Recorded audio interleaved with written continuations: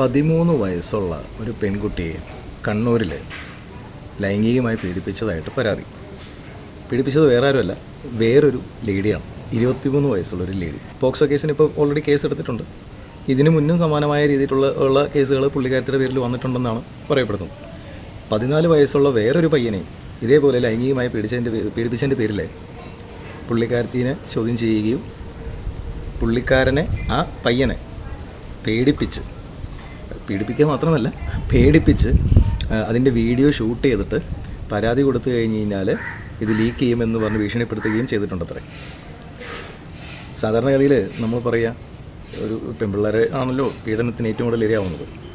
ചേട്ടന്മാരുടെ കൂടെ പോകണ്ട, അവരെ നോക്കരുത്, അവരുടെ അടുത്ത് സംസാരിക്കരുത് എന്ന് പറയും. ഇതിപ്പോൾ 23 വയസ്സുള്ളൊരു ലേഡിയാണ് ഇതിൽ പ്രതിയായിട്ട് വന്ന് നിൽക്കുന്നത്.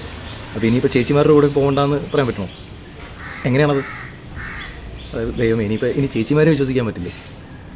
ചേച്ചിമാരിങ്ങനെ തുടങ്ങിക്കഴിഞ്ഞാൽ എന്ത് ചെയ്യും?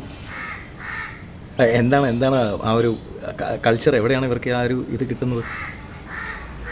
കാരണം ഈ പുള്ളിക്കാരത്തി, ഈ 12-13 വയസ്സുള്ള ആ ഒരു കൊച്ച്, അവരുടെ ആ കൊച്ചിൻ്റെ സ്വഭാവത്തിൽ എന്തൊക്കെയോ ഇത് ഡിഫറൻസ് അവർക്ക് പാരൻസിന് ഫീൽ ചെയ്ത് കഴിഞ്ഞപ്പോൾ അവർ മൊബൈൽ ചെക്ക് ചെയ്യും. മൊബൈലിലുള്ള മെസ്സേജസിൽ എന്തൊക്കെയോ ക്രമക്കേടുകൾ കണ്ടപ്പോൾ ഇവർ ചൈൽഡ് ലൈൻ വഴി ഒരു കൗൺസിലിംഗ് സംഘടിപ്പിക്കുകയും ആ കൗൺസിലിങ്ങിലാണ് ഈ ഒരു കാര്യം പുറത്തു വന്നത്. ഇല്ലായിരുന്നുണ്ടെങ്കിൽ ആ കൊച്ചി പുറത്ത് പറയുമായിരുന്നു.